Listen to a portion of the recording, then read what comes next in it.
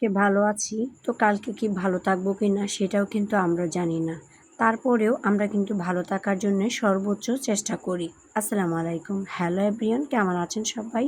আশা করছি সবাই ভালো আছেন, সুস্থ আছেন। যে যেখান থেকে আমার ভিডিওটা দেখছেন, ভালোবাসা দিয়ে লাইক কমেন্ট করে পাশে থাকবেন।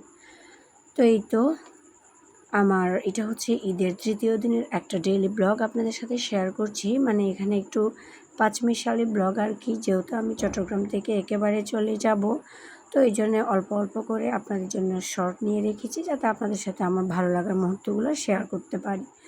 তো আমার ঈদের তৃতীয় দিন আমার উপর কিছু আত্মীয় স্বজনের দাওয়াত ছিল আমার বাসায়, তো তাদের জন্যই কিছু মানে কাঁচা বাজার, শুকনা বাজার সব মিলিয়ে ঘরের জন্য বাজার করে রেখেছি। এরপর এখানে আমি মেহমানদের জন্য, যেদিন মেহমান আসবে ওর আগের দিন রাতে আমি কাবাব বানিয়ে রেখেছি। তারপর হচ্ছে এখানে আমি ফালুদা বানিয়েছি। এটা হচ্ছে জেলু, দুই রকমের, একটা হচ্ছে অরেঞ্জ, একটা হচ্ছে গ্রিন।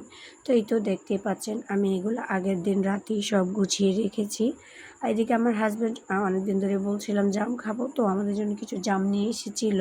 খাওয়ার পর এইটুকুই ছিল। আর এখানে আমি বিরিয়ানির মাংসটা হাতে মেখে কষিয়ে রাখার জন্য এনেছিলাম।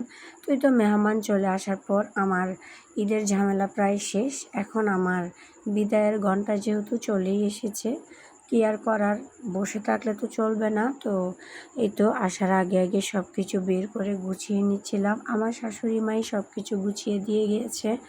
আমার ছোট বাচ্চা আছে, যেহেতু আমি তেমন মানে কিছুই করতে পারি নাই।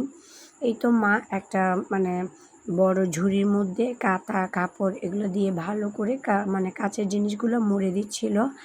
আর এরপর হচ্ছে এখানে আমার এই লাগেজটা এমনি পড়ে আছে, মানে এটাতে তেমন গুরুত্বপূর্ণ কোনো কাপড় নেই। তো উনি মানে সবগুলো যত ধরনের শাড়ি আছে, প্রায় এখানে 20টার মতো শাড়ি, এগুলো সব কিছু এখানে একদম চেপে চেপে সুন্দর করে রেখে দিচ্ছে।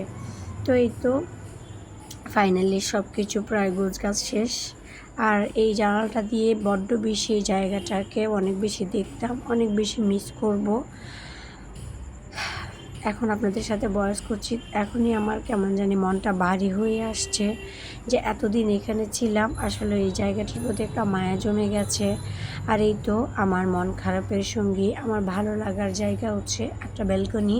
আর এগুলো হচ্ছে আমার মানে শখের গাছগুলো, এগুলোকেও কিন্তু আমার সাথে নিয়ে এসেছি, আমি ওখানে রেখে আসি নাই। যেহেতু আমার পছন্দ বা শখ, আমি কেন ফেলে রেখে আসবো বলেন। এই তো এখানে চুলা, টিভি যা কিছু ছিল সব কিছু একদম গুছিয়ে তারপর হচ্ছে আমি আমার ননাসের বাসায় চলে গেছি। এর আগে এই ব্যাংকের মধ্যে আমার মেয়ে কিছু টাকা জমিয়েছিল, সেটা আপনারা যারা আমার ব্লগ ভিডিও দেখেন তারা অবশ্যই দেখেছেন। আসলে বাচ্চা মানুষ যা পেয়েছে তাই রেখেছে। তো এই তো এখানে কিন্তু আমি ভেবেছিলাম যে একদম খুবই অল্প টাকা, কিন্তু না, মাশাল্লাহ প্রায় 4,000 টাকার মতো হয়েছে। একদম অল্প কয়েকদিনের জমানো টাকা এখানে। তো এই তো এই টাকাগুলা পেয়ে তো আমি আর আমার মেয়ে অনেক বেশি খুশি, কারণ আমার কাছে কেন জানি ব্যাংক ভাঙলে আমার অনেক বেশি ভালো লাগে। তো এই তো ব্যাংক ভাঙার পর আমরা চলে গেলাম টাকা নিয়ে মার্কেটে, যেহেতু এই টাকাগুলো পেয়েছি আসার আগে আগে, তো মার্কেট করে দেন হচ্ছে আমরা কিছু খেয়ে তারপর হচ্ছে বাসায় চলে এসেছি। তো আমার ডেইলি ব্লগটি কেমন লেগেছে অবশ্যই জানাবেন। ভালো থাকবেন, আল্লাহ হাফেজ।